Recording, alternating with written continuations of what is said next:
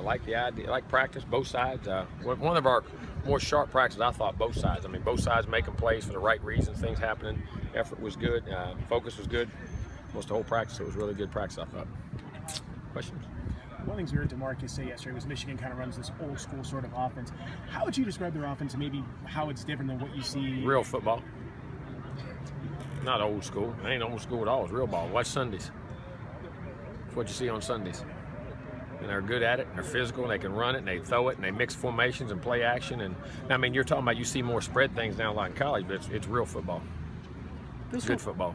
This is one of the deeper groups of running backs you face because I think they got 9, 10 different guys. Oh yeah, listen, they're deep. They're experienced. They got leadership, senior leadership on both sides of the ball everywhere. I mean, in all aspects. But they rotate a lot of guys in there. They do. Michigan is one of the top run defenses in the country. How do you get you guys going? Watch film. You either get going or get your butt kicked. So you got to go block them. That's it. Line up. I mean, they play the run well, always have, and they're big physical guys, and we're gonna have to block them. I mean, get them going. I mean, it ain't hard to get them going. Just got to get them blocked. Michigan State was able to have success, running through the tackles. They did. Look good for you guys? I hope so. I mean, if we can block them. I mean, Michigan State was physical and they ran the football. I mean, some teams have ran the football and they've stopped some teams. I mean, but they that was their game and that's what they committed to, and they did a good job of it. They moved the ball well. When you're facing a defense that has so many seniors and guys that don't make a lot of mistakes, what are the keys to having success against the defense? Execution. I mean, you can't make mistakes either. That's what puts pressure back on you and your technique, your alignments, your assignments, and you can't have mental lapses. Lapses, just small things, because they take advantage of them and they play very hard. And that's the thing about senior laden teams, man. They're hard to. They don't give you anything. You have to go. You're gonna have to make contested catches. You're gonna have to break tackles. You're gonna have to make blocks. I mean, they're not gonna jump out of gaps and all of a sudden, it's like, as you hear me say, sometimes you make plays for the wrong reason. In other words, because the other team messed up. Now it's great you took advantage of them, but if they did it right, would you really be good at it? And that's what they make you do every daggone play. You actually talked to a couple guys about the defensive line and the growth they've had this year. What's been your thoughts on seeing guys like Christmas and Burns come about while guys like Noddy and Sweat have been healthy, and DeMarcus has just had the year he's had? Well, I mean, it was just good to get them healthy again, and then they're really learning. I mean, I was just saying there, you don't realize some things that the average person doesn't see on a D lineman, how he frees up a back or how he double teams and eats a gap up. You know what I mean? They're really started to understand that, and D line is a place where you're going to have a chance to make plays, but a lot of times you got to be a very selfless person. You got to give yourself up for the betterment of the team, for other guys to make plays and have gap control and take on double teams and play physical. And I mean, as I say, put your nose in the dirt and get pushed down in the dirt, and everybody thinks, well, he just freed up 2 other guys to make a play. You know what I'm saying? And I think learning that concept, and not, because they've all made plays so much when you're young and coming out, you've been the guy. Sometimes when you get here and you get to higher levels of ball, you got to be a selfless guy in that way, and they've learned to do that. I think people thought there was going to be a lot of expectations for this group, but to see them lead the nation in sacks, I mean, was that kind of one of those things that caught you by surprise, or did you figure? No, I mean, we could pressure, and we knew we could do that. And then, as I say, in the run, I mean, we're only giving up around 125 or 30 yards. I mean, as you go back to the second half of that year, they really got better in that after that first couple games, and when we got healthy and got better, and we're playing the run well, not just the sacks, but I think the second half of the year really playing the run well. And we're going to get tested and find out this in this bowl game. Jimbo, when you guys won the title and then had that run, so many guys got individual awards, and you talked about how that's a result of team success.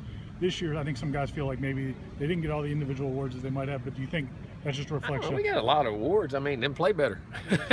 I mean, at the end of the day, if you get caught up in that, that's not why you play. And that's not what those guys played for. I mean, you got to play to win the game, be a team guy. If they come to you, they come to you. The scouts and the NFL people and all those people know. And you can't worry about awards. I mean, if that's why you play, then it's great. That's a goal. It's great when you look back at it, but then play better. You want an award, play better. Jim, what's the loudest you've ever seen Travis. Rudolph. Loudest? Yeah. Arguing in there over a basketball game, so who was going to win the NBA title, and that was that whole team was split in half, and who was going to win it. They were arguing back and forth. That's about the loudest I ever heard it. for a guy like him that's kind of kind of quiet, kind of timid, how does he lead? Especially as a receiver. He talks. Now he is quiet, but he talks a little bit. I mean, he's not as quiet as you see him around the guys. You know what I mean? And then by example, how he works. We've seen someone like Ermon Lane kind of come on throughout the second half of the year. What would you attribute his growth and success to? Because it seems like it wasn't that long ago that he was playing one position. Now he's a starter at another, and he's giving you guys. Let me tell you what it is: urgency.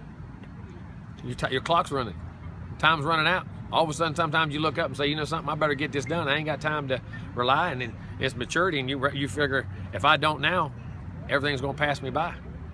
And at the end of the day, that happens with a lot of these guys. I mean, they all think it's been easy, it's been hunky-dory, I got time. Then you look up and say, wait a minute, that's dwindling, I ain't done nothing. I either got to make it happen now or it's not. And urgency is a great motivator. Fear is a great motivator.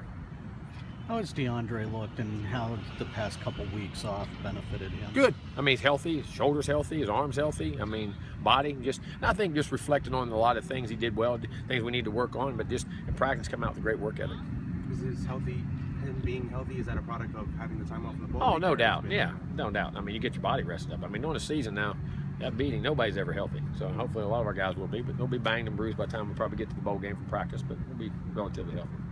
I know how you guys have your method of, identifying young high school prospects early and bringing them on campus, junior year, stuff like that.